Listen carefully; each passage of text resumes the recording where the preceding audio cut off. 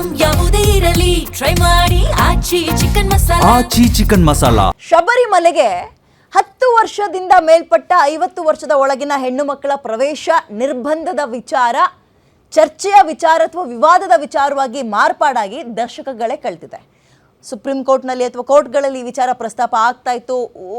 ಅಂದರೆ ಎಷ್ಟೇ ಪ್ರಸ್ತಾಪ ಆದರೂ ಚರ್ಚೆಗಳಾದರೂ ಕೋರ್ಟಿನಿಂದ ತೀರ್ಪು ಬಂದರೂ ಕೂಡ ಅದಕ್ಕೆ ಪರ ಮತ್ತು ವಿರೋಧದ ಚರ್ಚೆಗಳಾಗ್ತಾ ಇತ್ತು. ಶಬರಿಮಲೆಗೆ ಮಹಿಳೆಯರಿಗೆ ಪ್ರವೇಶವನ್ನು ಯಾಕೆ ನಿರ್ಬಂಧ ಮಾಡಬೇಕು? ಮಹಿಳೆಯರು ಕೂಡ ಅಯ್ಯಪ್ಪನನ್ನ ಶಬರಿಮಲೆಗೆ ಹೋಗಿ ಅಲ್ಲೇನು 18 ಮೆಟ್ಟಿಲುಗಳು ಅಂತ ಹೇಳ್ತಾರೆ, ಪಡಿ ಅಂತ ಹೇಳ್ತಾರೆ, ಅಲ್ಲೋಗಿ ಕೈ ಮುಗಿಬಾರ್ದಾ? ಅವರಿಗೆ ಆ ಹಕ್ಕಿಲ್ವಾ? ಮುಟ್ಟು ಅನ್ನೋ ನೆಪ ಇಟ್ಕೊಂಡು ಯಾಕೆ ಆಕೆಯನ್ನ ಆ ವಿಚಾರದಿಂದ ದೂರ ಇಡ್ತೀರಿ?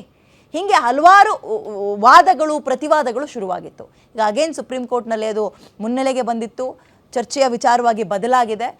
ಇದಕ್ಕೆ ಸಂಬಂಧಪಟ್ಟಂತೆ ಅಯ್ಯಪ್ಪನ ಭಕ್ತರು ಏನಂತಾರೆ, ಹೋರಾಟಗಾರರು ಈ ವಿಚಾರವನ್ನು ಹೇಗೆ ನೋಡ್ತಾರೆ, ದೇವರ ವಿಚಾರ ಅಂತ ಬಂದಾಗಲೂ ಕೂಡ ಇಲ್ಲಿ ಗಂಡು ಮತ್ತು ಹೆಣ್ಣು ಅನ್ನುವ ಲಿಂಗಭೇದ ಬೇಕಾ ಅಥವಾ ಇದು ಲಿಂಗಭೇದ ಅಲ್ಲ ಧಾರ್ಮಿಕ ಸ್ವಾತಂತ್ರ್ಯ ಅಂತ ಬರುತ್ತಾ? ಇದ್ರ ಬಗ್ಗೆ ನಾವು ಚರ್ಚೆಯನ್ನು ಮಾಡ್ತಾ ಹೋಗೋಣ. ಇದೇ ಹೊತ್ತಿನ ವಿಶೇಷ. ಅಯ್ಯಪ್ಪ ಇದೇನಪ್ಪ, ಇದು ಸಂಪ್ರದಾಯವೋ ಅಥವಾ ಸುಪ್ರೀಂ ಕೋರ್ಟ್ನಲ್ಲಿ ವಿಚಾರ ಏನಂತ ಚರ್ಚೆಗೆ ಬಂತು, ತೀರ್ಪು ಏನಂತ ಬಂತು, ಅದನ್ನು ಫಸ್ಟು ಕೆಲವೊಂದು ಬ್ರೇಕಿಂಗ್ ಅಪ್ಡೇಟ್ಗಳನ್ನು ನಿಮ್ಮ ಗಮನಕ್ಕೆ ತರ್ತಾ ಹೋಗ್ತೀವಿ ನಾವೀಗ. ಚರ್ಚೆಗೆ ಬಂದಂತಹ ಸಂದರ್ಭದಲ್ಲಿ ಅಯ್ಯಪ್ಪನ ವಿಚಾರ, ಶಬರಿಮಲೆಗೆ ಮಹಿಳೆಯರ ಕಾಂಟ್ರವರ್ಸಿ, ಮಹಿಳೆಯರ ದೇಗುಲ ಪ್ರವೇಶದ ವಿಚಾರ ಮತ್ತೆ ಕಿಚ್ಚು ಹೊತ್ತಿದ್ಯಾಕೆ? ಮಹಿಳೆಯರಿಗೆ ಪ್ರವೇಶ ನಕಾರ, ಇದು ಸಂಪ್ರದಾಯನ ಅಥವಾ ನಿರ್ಬಂಧನ? ಇದು ಲಿಂಗ ತಾರತಮ್ಯದ ವಿಚಾರ ಅಲ್ವೇ ಅಲ್ಲ ಅಂತ ಕೆಲವರು ಅಂತ ಇದ್ದಾರೆ. ಮತ್ತೆ ಯಾಕೆ ಅವಕಾಶ ಕೊಡಲ್ಲ ಅಂತ ಇನ್ನೂ ಕೆಲವರು ಕೇಳ್ತಾ ಇದ್ದಾರೆ. ಅದು ಧಾರ್ಮಿಕ ಸಂಪ್ರದಾಯ ಮತ್ತು ನಂಬಿಕೆಗೆ ಸಂಬಂಧಪಟ್ಟಿದ್ದು. ಸುಪ್ರೀಂ ಕೋರ್ಟ್ಗೆ ವರದಿಯನ್ನ ಕೇಂದ್ರ ಸರ್ಕಾರ ಸಲ್ಲಿಸಿದೆ. ಈಗ ಎಲ್ಲಾ ವಯಸ್ಸಿನ ಮಹಿಳೆಯರ ಪ್ರವೇಶಕ್ಕೆ ಅನುಮತಿಯನ್ನ ಸುಪ್ರೀಂ ಕೋರ್ಟ್ ಕೊಟ್ಟಿತ್ತು. ಸುಪ್ರೀಂ ತೀರ್ಪು ಬಳಿಕ ತನ್ನ ನಿಲುವನ್ನ ಕೇಂದ್ರ ಸರ್ಕಾರ ತಿಳಿಸಿದೆ. ಅಂದ್ರೆ ಅದು ಯಾಕೆ ಇಲ್ಲಿ ತನಕ ಆ ರೀತಿಯ ಒಂದು ನಿರ್ಬಂಧ ಅಂದ್ರೂ ಕೂಡ ಸರಿಯಾಗಲ್ಲ, ನಿಯಮಗಳನ್ನ ಹೇರಲಾಗಿತ್ತು ಅಂತ. ಹಂಗಾದ್ರೆ ಕೋರ್ಟ್ ತೀರ್ಪಿನಲ್ಲಿ ಏನಿತ್ತು, ಇದನ್ನು ಕೂಡ ಅಪ್ಡೇಟ್ ನಾವು ನೋಡ್ತಾ ಹೋಗೋಣ.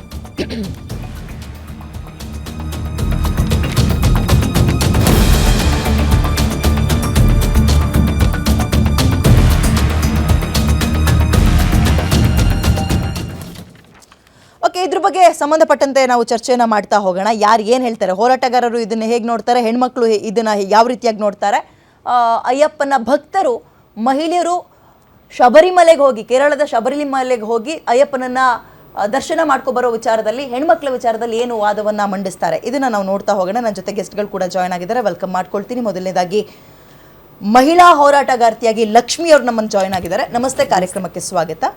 ಮತ್ತೊಬ್ರು ಅಯ್ಯಪ್ಪನ ಭಕ್ತರು ಕಣ್ಣನ್ ಅಂತಿದ್ದಾರೆ, ನಿಮಗೂ ಕೂಡ ಕಾರ್ಯಕ್ರಮಕ್ಕೆ ಸ್ವಾಗತ. ಹಿಂದೂ ಮುಖಂಡ ಮತ್ತು ಶಿವಸೇನೆಯ ಮುಖಂಡರಾಗಿ ಭಾಸ್ಕರನ್ ನಮ್ಮ ಜೊತೆ ಇದ್ದಾರೆ, ನಿಮಗೂ ಕೂಡ ಕಾರ್ಯಕ್ರಮಕ್ಕೆ ಸ್ವಾಗತ.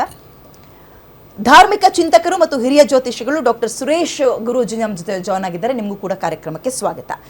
ನಾನು ಸುರೇಶ್ ಗುರೂಜಿ ನಿಮ್ಮಿಂದಲೇ ಆರಂಭ ಮಾಡ್ತೀನಿ.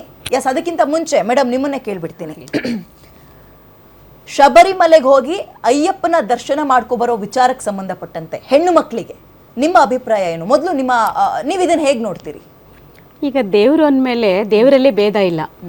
ಈಗ ಓಂ ಶಕ್ತಿ ದೇವಸ್ಥಾನಕ್ಕೆ ಎಲ್ಲ ಜೆಂಟ್ಸು ಲೇಡೀಸ್ ಎಲ್ಲರೂ ಹೋಗ್ತಾರೆ. ಅಯ್ಯಪ್ಪ ಸ್ವಾಮಿ ದೇವರೇನು ಹೆಣ್ಮಕ್ಳನ್ನೇ ಕಳಿಸಿ ಗಂಡು ಮಕ್ಕಳೇ ಬರಬೇಕು, ಹೆಣ್ಮಕ್ಳು ಬೇಡ ಅನ್ನೋದೇನು ಅಯ್ಯಪ್ಪ ಸ್ವಾಮಿ ಹೇಳಿಲ್ಲ. ಅದು ಹಿರಿಯರು ಬೆಳೆಸ್ಕೊಂಬಂದಿದ್ದಾರೆ. ಹೋದ್ರೆ ಏನಾಗುತ್ತೆ, ದೇವ್ರ ದರ್ಶನ ಎಲ್ಲರೂ ಮಾಡ್ಬೋದಲ್ವಾ? ಏನಾಗುತ್ತೆ ಹೆಣ್ಮಕ್ಳು ಹೋದ್ರೆ? ಅದಕ್ಕೊಂದು ನಿಯಮ ಇದ್ರೆ, ಅದೊಂದೇನೋ ಒಂದು ನಿಯಮನ ಪಾಲಿಸಬೇಕು ಅಂತ ಇದೆ, ರೂಲ್ಸ್ ಇದೆ. ಹೋಗದೇ ಇಲ್ಲ ಅಂತಿಲ್ಲ, ವಯಸ್ಸಿನ ಮಿತಿ ಇದೆ. 50 ವರ್ಷ ಆದ್ಮೇಲೆ ಹೋಗ್ಬೇಕು ಅಂತ ಒಂದು ಏಜ್ ಲಿಮಿಟ್ ಮಾಡ್ಬೋದು, ಏಜ್ ಲಿಮಿಟ್ ಮಾಡಿ ಬಿಡ್ಬೋದು. ಅಥವಾ 10 ವರ್ಷದ ಒಳಗಡೆ ಬಿಡ್ತಾ ಇದ್ದಾರೆ. 50 ವರ್ಷ ಮೇಲ್ಪಟ್ಟವರು ಅಥವಾ ಮುಟ್ ನಿಂತಂತವರೆಲ್ಲ ಹೋಗ್ತಾರೆ. ಅದಕ್ಕೆ ಈಗ ಹೆಣ್ಮಕ್ಳು ಮುಟ್ಟಾದವ್ರು ಬರಬಾರ್ದು ಅಂತ ಏನ್ ರೂಲ್ಸ್ ಮಾಡಿದ್ದಾರೆ.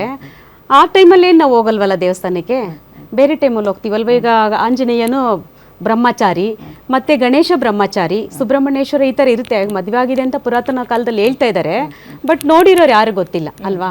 ಹಾಗೆ ಆ ದೇವರು ಅಯ್ಯಪ್ಪನು, ಈಗ ಮತ್ತಿಕೆರೆಯಲ್ಲಿ ಒಂದು ಅಯ್ಯಪ್ಪ ಸ್ವಾಮಿ ಟೆಂಪಲ್ ಇದೆ, ಅಲ್ಲಿ ಲೇಡೀಸ್ ಜೆಂಟ್ಸ್ ಎಲ್ಲರೂ ಹೋಗ್ತಾ ಇದ್ದಾರೆ.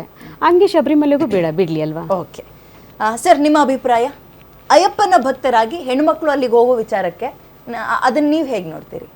ಸ್ವಾಮಿ ಶರಣ, ಮೊದಲಿಗೆ ಈ ಅಯ್ಯಪ್ಪ ನೈಷ್ಠಿಕ ಬ್ರಹ್ಮಚಾರಿ ಮತ್ತು ಬೇರೆಲ್ಲ ದೇವಾಲಯಗಳು ಎಲ್ಲ ಕಡೆ ಇದೆ, ಶಬರಿಮಲೆಗೆ ಮಾತ್ರ ಯಾಕೆ ಮಹಿಳೆಯರನ್ನು ಪ್ರವೇಶಿಸಿಲ್ಲ ಅನ್ನೋದನ್ನು ಒಂದು ಸ್ವಲ್ಪ ಬೇರೆ ರೀತಿಯಲ್ಲಿ ಅರ್ಥೈಸ್ಕೋಬೇಕು. 10ರಿಂದ 50 ವರ್ಷದ ಆ ಒಂದು ವಯೋಮಾನದವರಿಗೆ ಮಾತ್ರ ಅವ್ರಿಗೆ ಬಿಡ್ತಾ ಇಲ್ಲ.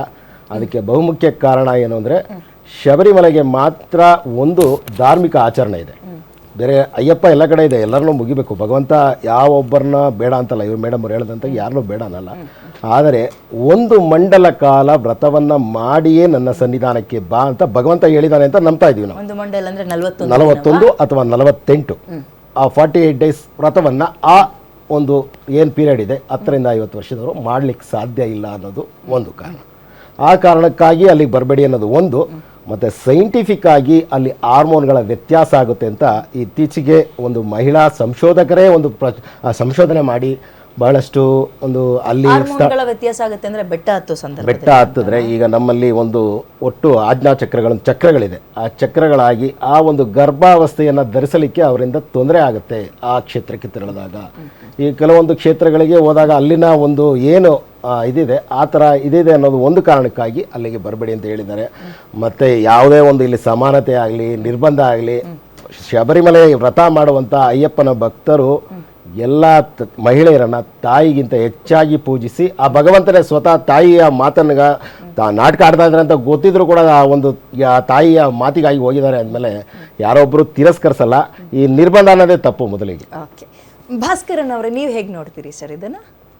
ನೋಡಿ, ಈಗ ಇದು ಆಲ್ರೆಡಿ ಸೆಟಲ್ಡ್ ವಿಚಾರ. ಇದು ಅಯ್ಯಪ್ಪ ಸ್ವಾಮಿ ದೇವಸ್ಥಾನ ಶಬರಿಮಲೆ ಮತ್ತು ಕೇರಳ ರಾಜ್ಯ ಮತ್ತು ದಕ್ಷಿಣದ ಭಾರತ ತಗೊಳ್ಳೋಣ. 10 ವರ್ಷದ ಕೆಳಪಟ್ಟ ಹೆಣ್ಣು ಮಕ್ಕಳು, 50 ವರ್ಷ ಮೀರಿದಂತಹ ಮಹಿಳೆಯರು ಈಗಾಗಲೇ 100 ವರ್ಷಗಳಿಂದ ಅಲ್ಲಿ ದರ್ಶನವನ್ನು ಮಾಡ್ಕೊಂಡು ಬರ್ತಾ ಇದ್ದಾರೆ. ಒಂದು ಏನು ಅಂದರೆ, ಆ ದೇವಸ್ಥಾನಕ್ಕೆ ಮತ್ತು ಶಬರಿಮಲೆಗೆ ಒಂದು ದೊಡ್ಡದಾದಂಥ ಒಂದು ಐತಿಹಾಸಿಕ ಘಟನೆ ಒಂದಿದೆ. ಸರಿ, ಅದನ್ನು ಕೆಲವರು ಪೌರಾಣಿಕ ಅಂತ ಹೇಳಿಬಿಡ್ತಾರೆ, ಕೆಲವರು ಮೈಥಾಲಜಿಕಲ್ ಅಂತ ಹೇಳಿಬಿಡ್ತಾರೆ. ನೋಡಿ, ಅಯ್ಯಪ್ಪ ಸ್ವಾಮಿ ಹೇಳಿ ಕೇಳಿ ಬಹಳ ಸ್ಫುರದ್ರೂಪಿಯಾಗಿರುವಂತಹ ಒಬ್ಬ ದೇವತೆ.